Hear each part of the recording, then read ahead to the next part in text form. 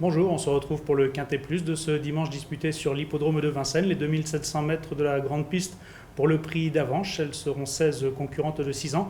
Au départ de cette compétition sur la grande piste, 7 d'entre elles seront déférées des 4 pieds. Cela est-il un paramètre prépondérant ? On sait désormais, bonjour Ludovic, d'abord bonjour à tous.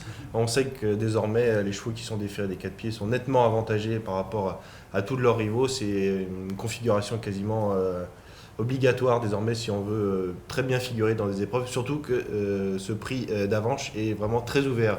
Beaucoup de juments se tiennent de près, donc c'est vrai que le déferrage est un élément important. Donc la preuve par l'absurde, puisque la première jument de votre pronostic est une jument qui n'est pas déférée des 4 pieds. Elle ne sera pas déférée des 4 pieds, mais elle est déférée des antérieurs. C'est Tiva de la Frette, une configuration qui lui va bien. Elle n'a pas forcément besoin d'être déférée des 4 pieds pour retrouver son équilibre. Elle est sur la montante, même si elle vient de subir un semi-échec en raison de l'état de la piste. Elle avait montré sa forme auparavant. Elle a trotté sur le pied d'une 12-9 tout de même en s'imposant avec Dominique Lecneux. C'est un temps à prendre en considération. Elle est capable d'aller de l'avant, un avantage. Si elle répète cette valeur, elle peut aller au bout. On peut la qualifier de base ?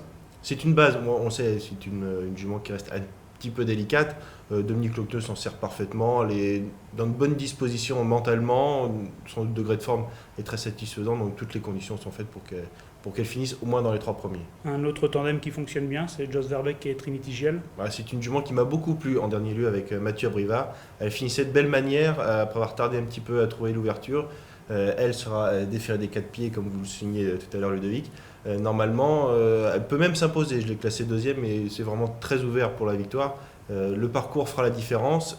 C'est une très belle chance, c'est une base. Jos Verbeek la connaît par cœur, donc normalement, elle aussi, on peut s'appuyer sur sa candidature. On peut donc compter sur le numéro 5, Trinity Giel. À ces deux concurrentes, opposeriez-vous une des candidates un petit peu plus spéculative peut-être ? C'est Taniette Bougie, la représentante d'Émeric Thomas, qui s'est imposée lors de son avant-dernière sortie. Elle faisait un truc, elle était longtemps en côte de peloton, elle finissait de très belle manière en dehors, des qualités de finisseuse dont elle pourra se servir ici. Si le train est sélectif, il le sera sûrement avec sans doute Tiva de la Frette qui va mener bon train. Elle sera cette fois déférée des 4 pieds, on y revient une nouvelle fois à ce déferrage. Normalement, ça peut l'améliorer, pas forcément de 25 mètres, c'est une jument qui est très performante ferrée également. Mais normalement, elle a le droit de venir titiller les deux favoris de cette épreuve. Donc un coup de cœur pour vous ? Un coup de cœur, surtout que la cote sera sûrement amusante. Émeric Thomas, c'est un entraîneur qui a une belle réussite. Elle n'est pas toujours très appuyée, cette représentante. Sans doute une cote aux alentours de 10 contre 1, ça peut être amusant, même en jeu simple. C'est intéressant. Dans cette compétition, on aura 4 concurrentes étrangères. Vous avez retenu une seule d'elles. Une seule, c'est Nefertiti Del Rio, l'entraînement de Laurent Abrivard. On peut citer très rapidement les autres, Clio Face, Las, qui est sans doute un peu limité, à l'image du numéro 2, Omelette, qu'on va découvrir ce dimanche, et le numéro 4, Love You More, qui n'a pas convaincu en dernier lieu. J'ai choisi Nefertiti Del Rio, qui, elle, a montré ses moyens sur la piste de Vincennes. Une attentiste, comme beaucoup de concurrentes de cette épreuve. Elle est capable de très bien finir. Dans les 5 premiers sûrs, la victoire comme beaucoup d'autres, mais c'est une concurrente qui devrait normalement terminer dans les 5 premiers. On comptera sur elle, on va compter également sur le numéro 12, Tornade du Dijon. De mon côté, j'ai fait un petit pointage, 3 victoires de ces 9 victoires sur 2100 mètres grande piste autostart. Est-ce que ce serait plus une jument de vitesse ou c'est purement les engagements ? C'est un élément important à souligner, vous avez raison Ludovic. Un seul impératif, avec elle, il faut du train. On sait que sur 2100 mètres à Vincennes, ça ne reprend quasiment jamais. En dernier lieu, elle avait le numéro 17, Jean-Michel Bazir a mis une course divine, il a longtemps attendu, il est venu ramasser les morts, ça s'est très bien passé. Et sur 2007, autant auparavant elle pouvait aller en tête, désormais elle préfère venir de l'arrière. Il faut du train, j'ai spéculé qu'il y aurait du train dans cette épreuve, et Tornade du Dijon devrait très bien s'en accommoder, venir pour finir normalement. C'est pas vraiment une sprinteuse, hein, même si elle s'est imposée sur 2100, c'est vraiment une question de train, il faut que ça ait beaucoup de rythme, et normalement dans la montée elle est capable de produire un beau changement de vitesse. Et puis avec elle, en général c'est bon signe qu'on la voit déférer des 4 pieds, ce sera le cas. Voilà, normalement elle est très rarement déférée, hein. Jean-Michel Bazir use de cet artifice assez peu souvent.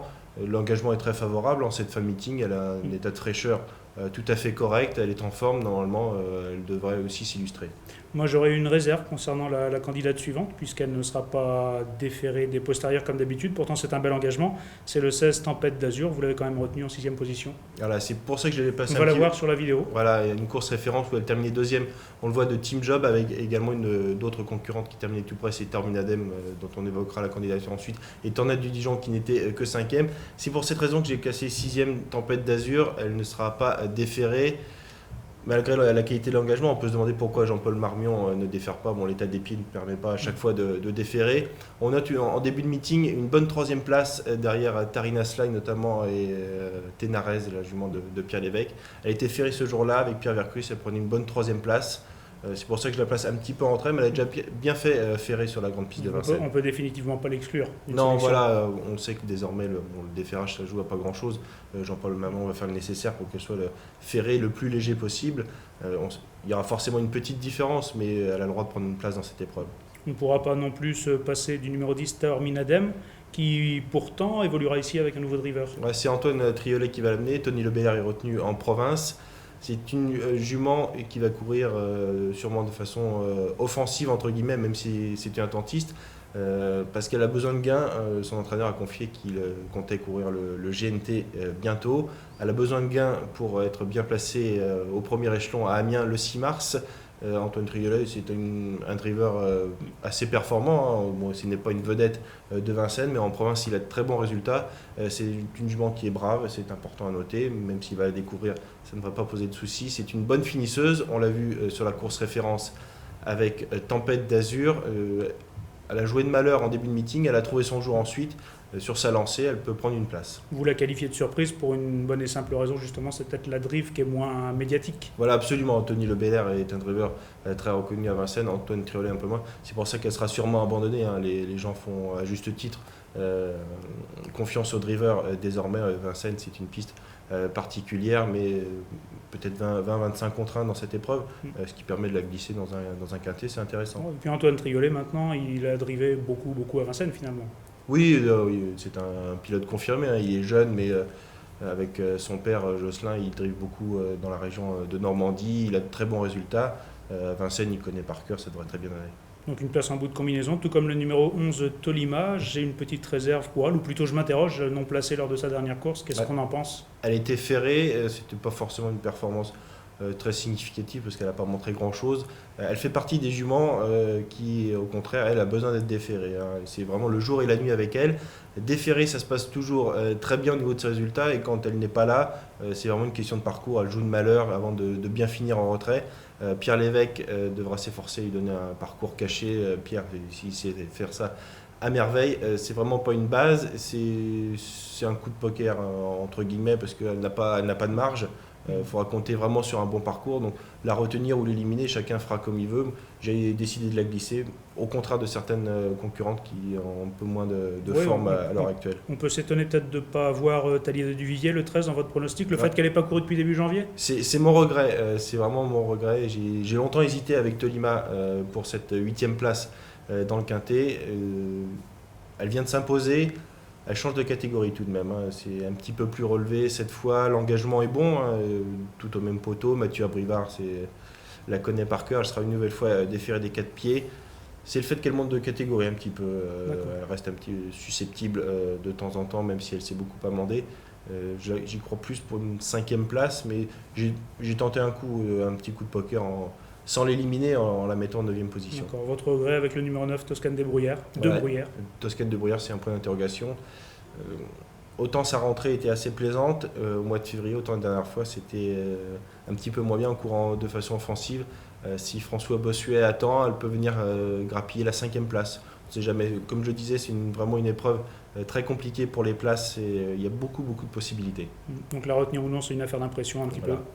Concernant cette compétition, compte tenu des bases, de votre coup de cœur, de votre surprise, un petit conseil de jeu? En conseil de jeu, je partirai avec les 2 bases que sont Tiva de la Frette et Trinity Giel. Taniette Bougie que je glisserai également, et puis avec un champ réduit, mes autres concurrentes que sont numéro 7 Nefertiti Del Rio, le 12 Tornade du Dijon, le 16 Tempête d'Azur avec Terminadem bien sûr la surprise. Tolima pour essayer d'apporter un peu de cote, même si c'est Pierre Lévesque qui sera son sulky. On n'hésitera pas à glisser en champ réduit, normalement Taïda de Vivier et Toscane de Bruyère, si on a un petit peu de place. Ok, merci du conseil. Bon prix d'Avanches, bon dimanche et puis bons jeux à tous. À très bientôt.